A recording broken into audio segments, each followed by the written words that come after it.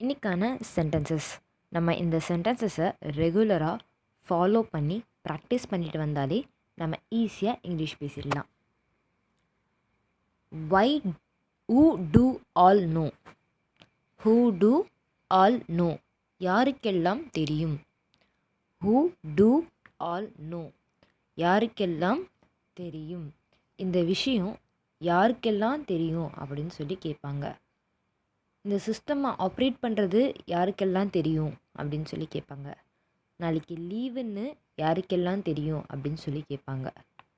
Who do all no, அதுக்கான தமிழ் அர்த்தம் யாருக்கெல்லாம் தெரியும். ஐ enjoyed a lot. I enjoyed a lot, நான் அதை மிகவும் ரசித்தேன்.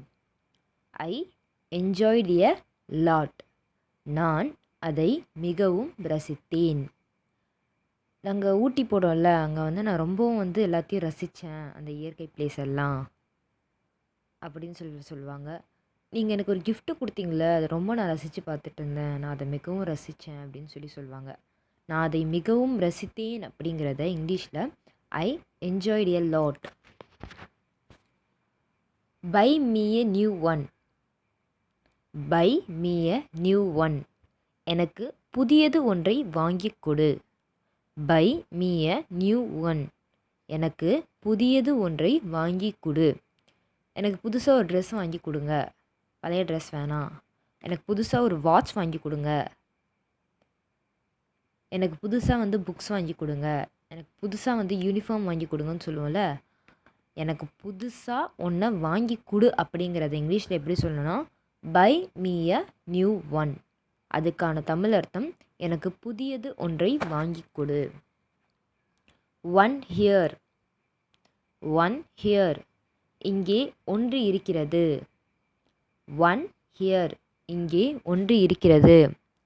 எல்லா சாக்லேட்ஸும் காலின்னு சொன்னீங்களே, இங்கே ஒன்று இருக்கே, ஒன் ஹியர் அப்படின்வாங்க.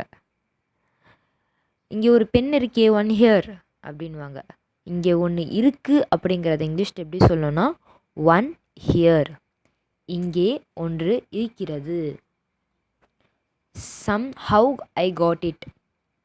Some have I got it, எப்படியோ எனக்கு கிடைத்தது. Somehow I got it, எப்படியோ எனக்கு கிடைத்தது. எப்படியோ எனக்கு கிடச்சிருச்சுப்பா அவ்வளோ கூட்டத்தில் அப்படின்னு சொல்லுவாங்க. என் வாட்ச் தொலைஞ்சிருச்சு இல்லையா பீச்சில், அந்த ரஷ்லேயும் எனக்கு எப்படியோ கிடச்சிருச்சு, நான் தேடி பார்த்தேன் எனக்கு கிடச்சிருச்சு எப்படியோ அப்படின்னு சொல்லுவாங்க. எப்படியோ எனக்கு கிடைத்தது அப்படிங்கிறது இங்கிலீஷில் எப்படி சொல்லணும்னா somehow I got it. Somehow I got it, எப்படியோ எனக்கு கிடைத்தது. Don't go so fast. Don't go so fast, அவ்வளவு வேகமாக செல்ல வேண்டாம். டோன்ட் கோ ஸோ ஃபாஸ்ட், அவ்வளவு வேகமாக செல்ல வேண்டாம். அவ்வளோ ஃபாஸ்ட்டாக போகாதீங்க. ரோட்டில் பார்த்தா அவ்வளோ வேகமாக போகிறீங்களே, அவ்வளோ ஃபாஸ்ட்டாக போகாதீங்க. ஹைவேல அவ்வளோ வேகமாக போகிறீங்களே, அவ்வளோ வேகமாக போகாதீங்க. ஃபங்க்ஷனுக்கு போகிறீங்களா, அவ்வளோ வேகமாக போகாதீங்க, அங்கே இன்னும் ஃபங்க்ஷனே ஸ்டார்ட் ஆகலை அப்படின்னு சொல்லுவோம் இல்லையா. அவ்வளோ வேகமாக செல்ல வேண்டாம் அப்படிங்கிறது இங்கிலீஷில் எப்படி சொல்லுவோன்னா don't go so fast. I am still eating. I am still eating, நான் இன்னும் சாப்பிடுகிறேன். ஐ எம் ஸ்டில் ஈட்டிங், நான் இன்னும் சாப்பிடுகிறேன். நான் இன்னும் சாப்பிட்டுட்டு தான் இருக்கேன்.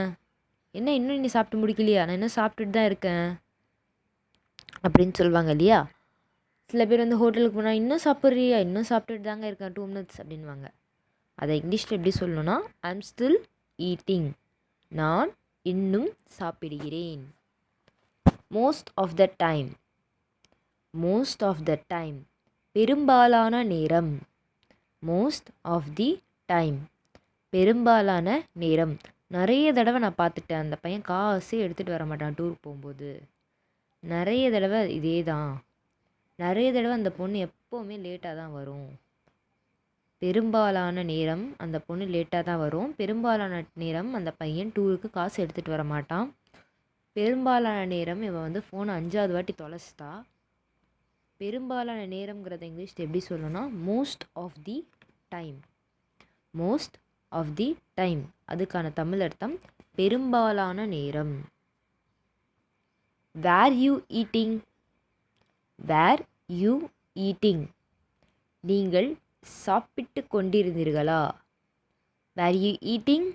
நீங்கள் சாப்பிட்டு கொண்டிருந்தீங்களா? நான் ரொம்ப நேரமாக கதவை தட்டிகிட்டே இருந்தேனே, நீங்கள் சாப்பிட்டு கொண்டிருந்தீங்களா அப்படின்னு சொல்லுவோம்ல, அதுதான் இங்கிலீஷில் வந்து வேர் யூ ஈட்டிங். அதுக்கான தமிழ் அர்த்தம் நீங்கள் சாப்பிட்டு கொண்டிருந்தீர்களா?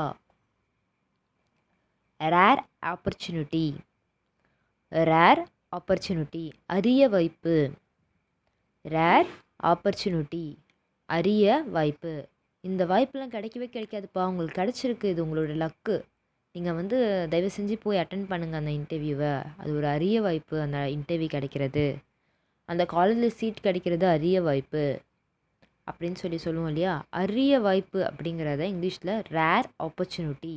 அதுக்கான தமிழ் அர்த்தம் அரிய வாய்ப்பு. வீடியோ பிடிச்சிருந்தா சப்ஸ்கிரைப் பண்ணுங்கள், லைக் பண்ணுங்கள், ஷேர் பண்ணுங்கள், கமெண்ட் பண்ணுங்கள். வீடியோவை ஸ்கிப் பண்ணாமல் பாருங்கள். சென்டென்ஸை ஃபாலோ பண்ணி ப்ராக்டிஸ் பண்ணி பாருங்கள் உங்கள் ஃப்ரெண்ட்ஸோட. தேங்க்யூ.